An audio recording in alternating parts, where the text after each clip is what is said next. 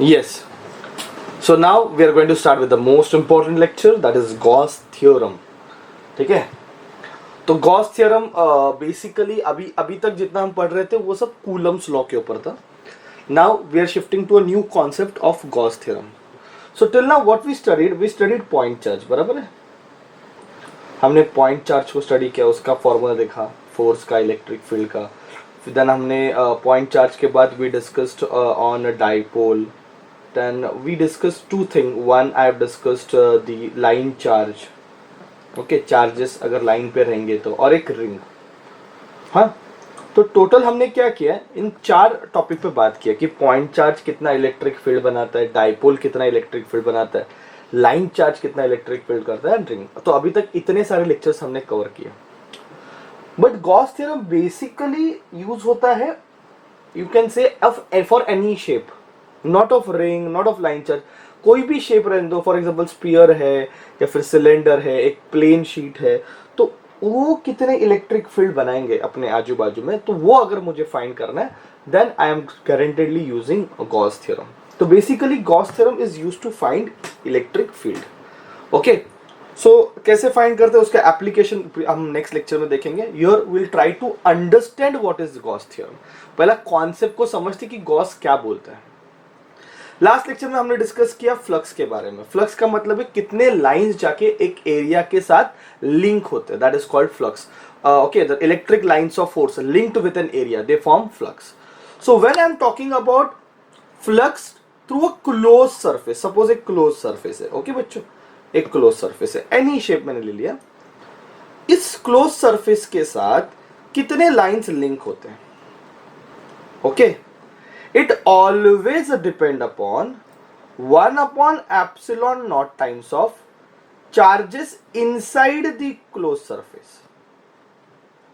ये है Gauss theorem. तो basically Gauss theorem gives relation between the electric flux and the charges, कि एक क्लोज सरफेस के साथ कितने लाइंस लिंक होते हैं. वो डिपेंड करते हैं कि उस क्लोज सरफेस के अंदर कितने चार्जेस है, ना कि बाहर. ओके, सपोज ऐसे मैंने चार्ज कंसीडर कर दिया. अभी इसका मैंने एग्जांपल यहाँ पे लिखा है. नेक्स्ट एग्जांपल लेते हैं.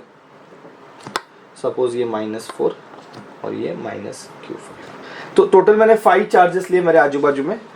तो इस इलेक्ट्रिक इस सरफेस के साथ, इस क्लोज सरफेस के साथ कितना फ्लक्स लिंक होता है फॉर क्लोज सरफेस. ओके, सो वो कंप्लीटली डिपेंड करता है कि इसके अंदर कितने चार्जेस हैं. तो it is 1 upon epsilon not times of the charges which is inside. तो q1 plus q2 minus q3. ठीक है, तो बाहर के जो चार्जेस है वो कितना, वो फील्ड तो बनाएंगे, मतलब फील्ड ये जो है, ओके, फ्लक्स के वजह से जो फील्ड बनेगी वो तो सबके वजह से बनेगी, नो डाउट, सब लोग बनाएंगे फील्ड. बट फ्लक्स जो है, एक क्लोज सरफेस के साथ जो फ्लक्स लिंक होता है, ये फ्लक्स डिपेंड करता है कि उसके अंदर कितने चार्जेस है. ओके, मतलब अगर क्लोज सरफेस के अंदर सोचो, अगर क्लोज सरफेस के अंदर कोई चार्ज नहीं है, अगर चार्ज 0 है, ठीक है, तो उसके साथ कितना फ्लक्स लिंक होगा उस क्लोज सरफेस के साथ. तो आंसर है 0, एक भी चार्ज लिंक नहीं होगा. ओके, तो ये पॉइंट एक अपने को याद रखना है.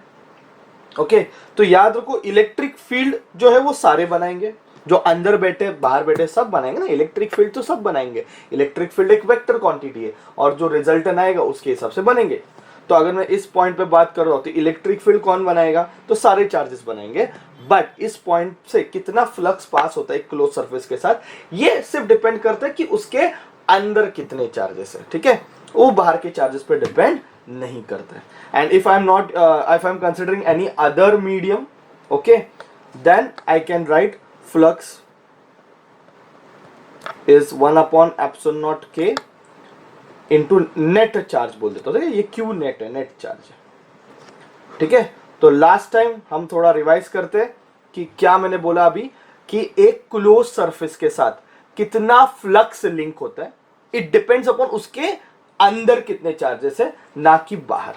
एक क्लोज सरफेस के साथ कितना फ्लक्स लिंक होता है. Okay, flux it depends only upon कि charges which are present inside not outside. Okay, so that is the most important thing you have to understand. Okay, now I think we can start solving sums. Okay, अभी काफी हमने theory पढ़ा, we have studied lines of force, फिर electric flux पढ़ा, फिर ये lecture में हम गॉस थ्योरम. तो लास्ट प्रीवियस 3 लेक्चर आप देखो हम कॉन्सेप्ट पे बात कर रहे हैं, तो वो सारे कॉन्सेप्ट पे बेस्ड कुछ सम सॉल्व करेंगे. ओके, सो इजी सम्स है, तो आपको अगर कॉन्सेप्ट समझा रहेगा तो इसको आराम से आप सॉल्व कर सकते हो. इलेक्ट्रिक फील्ड दिया हुआ है, देखो 6i cap plus 3j cap plus 4k cap. Looking at this what you can say, it is in space, है ना. 3j cap plus 4k cap बराबर है. And electric flux through surface area, okay, in YZ plane. Area जो है वो YZ plane में है. अभी ये थोड़ा चीज आप समझ लो, ठीक है. मैं आपके लिए एक सिंपल सा डायग्राम ड्रॉ करता हूं, ये सिर्फ समझने के लिए कि एरिया किसका दिया हुआ है. देखो बच्चा, ये हो गया x एक्सिस, चलो ये हो गई y एक्सिस, और ये हो गई z एक्सिस. तो ये 3 एक्सिस है.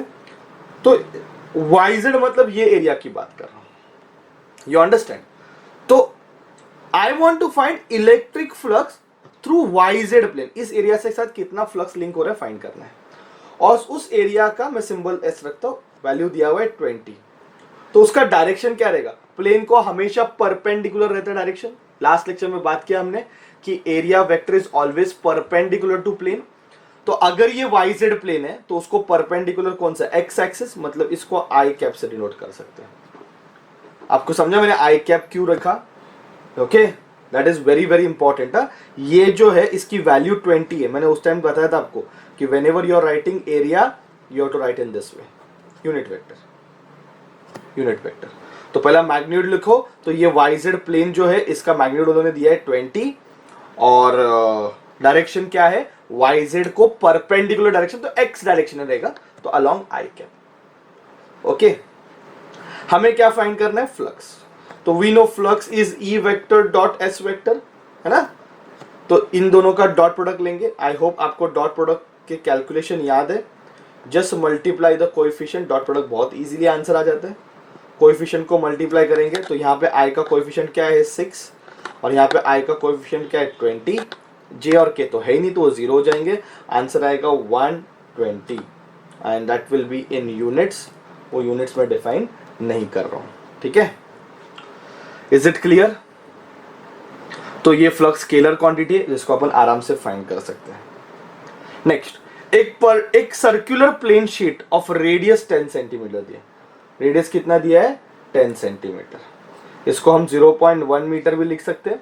इस place in a uniform field 5 into 10⁻⁻⁶ newton पर coulomb, making angle 60 degree with the field.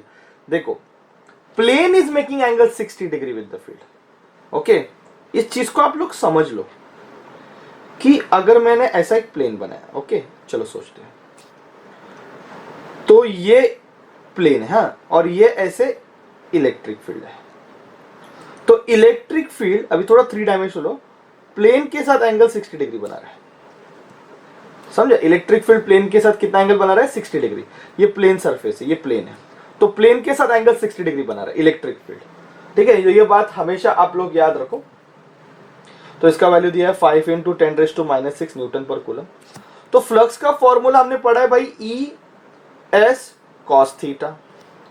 अभी ई एस क्या है, सर्कुलर प्लेट है, तो ये पाई आर स्क्वायर है. मैंने भले ही रेक्टेंगल निकाला, but it is given circular plate, तो पाई आर स्क्वायर इनटू कॉस कितना आएगा, तो 60 नहीं आएगा, 30 आएगा. क्योंकि ई और एस, मतलब इसको कैसे लिखते हैं, ई वेक्टर और एस वेक्टर के बीच का एंगल है.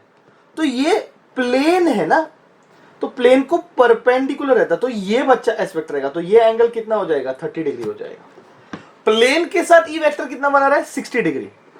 एस वेक्टर के साथ कितना बनाएगा, 30 डिग्री बनाएगा, क्योंकि ये जो एरिया का वेक्टर होता है वो परपेंडिकुलर टू प्लेन होता है. क्या होता है, परपेंडिकुलर टू प्लेन. तो I think now the question is very simple. से आपको समझना है कि ये 30 जो 60 लेगा उसका रॉन्ग आंसर आएगा, कोई और ऑप्शन मैच हो जाएगा, फिर कोई मतलब ही नहीं है. अभी ई का वैल्यू कितना दिया उसने 5 इंटू 10⁻⁻⁶, पाई की वैल्यू 3.14, आर की वैल्यू दी है 0.1 द होल स्क्वायर, cos 30 का value √3/2. I think all the values are given to you. You just substitute and get the answer. इसका आंसर लगभग 1.36 into 10⁻⁴ न्यूटन मीटर स्क्वायर पर कूलम, ये answer आना चाहिए. ठीक है, तो चेक करो. ये मेन यहाँ पे अपन ने क्या सीखा कि थीटा क्या होता है. थीटा ये ई वेक्टर और एस वेक्टर के बीच का एंगल है, तो प्लेन के साथ जो एंगल दिया उसको कंसिडर नहीं करना. ठीक है, नेक्स्ट ये तो हो गया. Look at the next one. A cylinder is placed in a uniform electric field E vector with it axis parallel to the field. देखो भाई, मतलब ये कुछ ऐसे बनने वाला है. एक सिलेंडर है, एक सिलेंडर की ये एक्सिस होती है, this is axis of cylinder. ठीक है, और इलेक्ट्रिक फील्ड इसको पैरेलल है, मतलब ऐसे इलेक्ट्रिक फील्ड है. सोचो ये ऐसे इलेक्ट्रिक फील्ड है इस तरफ. ठीक है, ये ऐसे इलेक्ट्रिक फील्ड में मैंने एक सिलेंडर को रखा. You understand? A cylinder is placed in uniform electric field. Uniform electric field में मैंने एक सिलेंडर को रखा with it axis parallel to the field. Axis क्या है? Parallel to the field. Show that the net electric flux, total electric flux through the cylinder is 0. चलो अभी हम बात करते हैं फ्लक्स का मतलब क्या होता है. लाइंस लिंक्ड विथ एरिया, है ना, सिंपल वे में. तो टोटल कितना एरिया देखो, ये लेफ्ट साइड का क्रॉस सेक्शन है, ये राइट साइड का क्रॉस सेक्शन है, और ये कर्व्ड सरफेस है. सिलेंडर को मैंने ऐसे रखा है, तो ये लेफ्ट क्रॉस सेक्शन है. तो flux of left cross section plus flux of right cross section plus flux of curved surface. आप समझ रहे हो? ये तीनों का जब मैं ऐड करूंगा तो पूरे सिलेंडर का मुझे क्या मिलेगा? फ्लक्स मिलेगा. ठीक है बच्चों, तो पूरे सिलेंडर का अगर मुझे फ्लक्स चाहिए तो लेफ्ट साइड का फ्लक्स, राइट साइड का फ्लक्स और कर्व्ड सरफेस का फ्लक्स, तीनों का हम क्या करेंगे? ऐड करेंगे. अभी चलो इसमें से छोटा एरिया ले लेते हैं. इलेक्ट्रिक फील्ड तो इस तरफ है ना, इलेक्ट्रिक फील्ड इस तरफ है, तो ये किसका डायरेक्शन हो गया? ई वेक्टर का. और एरिया इस तरफ आएगा ना, ds वेक्टर. तो यहां पे एंगल कितना बनता है? E ds cos 180, क्योंकि इलेक्ट्रिक फील्ड ऐसे, एरिया ऐसे. प्लस इधर देखो, इलेक्ट्रिक फील्ड ऐसे, छोटा एरिया ले लिया, एरिया ऐसे. तो यहां पे E ds कितना हो जाएगा? cos 0. बराबर है. यहां पे cos 180, यहां पे cos 0. अभी कर्व्ड सरफेस पे एक छोटा सा एरिया ले लेते हैं, तो ये क्या हो गया? एरिया वेक्टर हो गया. और इलेक्ट्रिक फील्ड ऐसे, तो E ds cos 90. थोड़ा फील करो बच्चे लोग, थोड़ा फील करो. ठीक है, ये E और ds, इन दोनों के बीच में एंगल कितना बना? 180. फिर ये सरफेस पे देखो, ये E है, ये ds है, एंगल कितना बनेगा? 0. और कर्व्ड सरफेस में ये E है और ये ds है, एंगल कितना बनेगा? 90. cos 90 का वैल्यू 0 है, ये -1 है, तो minus E ds, okay, plus E ds. cos 0 का वैल्यू 1 है, और यहां पे तो 0 हो गया, और ये भी कैंसिल हो जाएगा, तो नेट फ्लक्स कितना हो जाएगा? 0. और वैसे भी गॉस थ्योरम से जाने का आंसर आएगा ना कि 5 लाइंस बाहर से आ रहे, अंदर तो कोई फील्ड, अंदर तो कोई चार्ज नहीं रखा हुआ है. लाइंस कहां से आ रहे? एक सिलेंडर को उठा के तूने इलेक्ट्रिक फील्ड में डाल दिया, तो जितने लाइंस अंदर जा रहे उतने बाहर आ रहे. तो किसी भी क्लोज सरफेस के साथ कितना लाइंस लिंक होगा, इट ऑलवेज डिपेंड अपॉन उसके अंदर कितने चार्जेस है, ना कि उसके बाहर. So I think this is what we can directly write by using Gauss theorem. Okay बच्चों, चलो next. Calculate the number of electric lines of force originating from 1 coulomb. एक कूलम से कितने लाइंस ओरिजिनेट होते हैं? ओके, तो सोचो एक कूलम को मैंने क्लोज सरफेस पे डाल दिया, तो flux linked with close surface, है ना, इज फ्लक्स और lines originating from charge. Of 1 coulomb. देखो ना, 1 कूलम चार्ज में से कितने लाइंस देख रहे हैं, तो मैंने 1 कूलम को कहां पे डाल दिया, एक क्लोज सरफेस पे डाल दिया। 1 कूलम को अगर मैंने क्लोज सरफेस पे डाल दिया तो यहां से सब ऐसे लाइंस आएंगे और कितने लाइंस इस सरफेस के साथ लिंक होंगे, वही फ्लक्स है। तो flux nothing but what, lines originating, जितने चार्ज में से लाइन निकलेंगे उतने सारे लिंक हो जाएंगे। तो इसका फॉर्मूला क्या है, गॉस थ्योरम के हिसाब से 1/ε0 इंटू क्यू। तो 1/8.85 इंटू 10⁻⁻12, पहले लेक्चर में बोला था लर्न करने के लिए। और चार्ज की वैल्यू कितनी दी है, 1 कूलम। इसको सॉल्व करो, आंसर आएगा 1.129 इंटू 10⁻11, मतलब इतने सारे लाइंस 1 कूलम चार्ज से निकलेंगे, क्योंकि flux link with the close surface. Close surface के साथ कितने लाइंस लिंक हो गए, तो भाई 1 कूलम जितने लाइंस निकालेगा सारे लिंक हो जाएंगे, तो ये कितने लाइंस निकालेगा उतने फ्लक्स बनाएंगे। तो फ्लक्स मैंने फाइंड किया, ऐसे थोड़ा मैंने गॉस थ्योरम के कॉन्सेप्ट को यूज करके आंसर लेके आया। ठीक है, एक पॉजिटिव चार्ज है of 177 microcoulomb is place at the centre of the hollow sphere of radius 0.5 metre. तो एक हॉलो स्फीयर के सेंटर में मैंने एक चार्ज रखा है, उसकी वैल्यू कितनी है उस चार्ज की, 177 माइक्रोकूलम है। ठीक है, आप चाहिए तो उसको अपन कन्वर्ट कर सकते हैं अपने हिसाब से। एक्चुअली ये थोड़ा मैंने प्रिंटिंग मिस्टेक किया, इट इज 17.7। तो 17.7 माइक्रोकूलम, ओके, ये चार्ज मैंने यहाँ पे रखा हुआ है सेंटर ऑफ द स्फीयर पे, और रेडियस दिया हुआ है 0.5 मीटर। हमें पूछा है फ्लक्स डेंसिटी। बच्चों, फ्लक्स डेंसिटी का मतलब क्या है, फ्लक्स डेंसिटी का मतलब है टोटल कितना फ्लक्स बन रहा है पर यूनिट एरिया।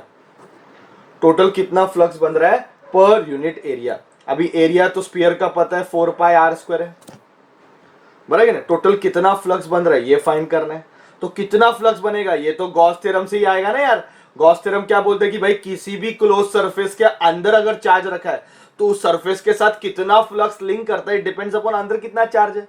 तो इसके अंदर कितना चार्ज है, 17.7 माइक्रोकूलम है, तो उसको मैंने कूलम में कन्वर्ट कर दिया, मल्टीप्लाई बाय 10⁻⁻6, और ये 8.85 इंटू 10⁻⁻12।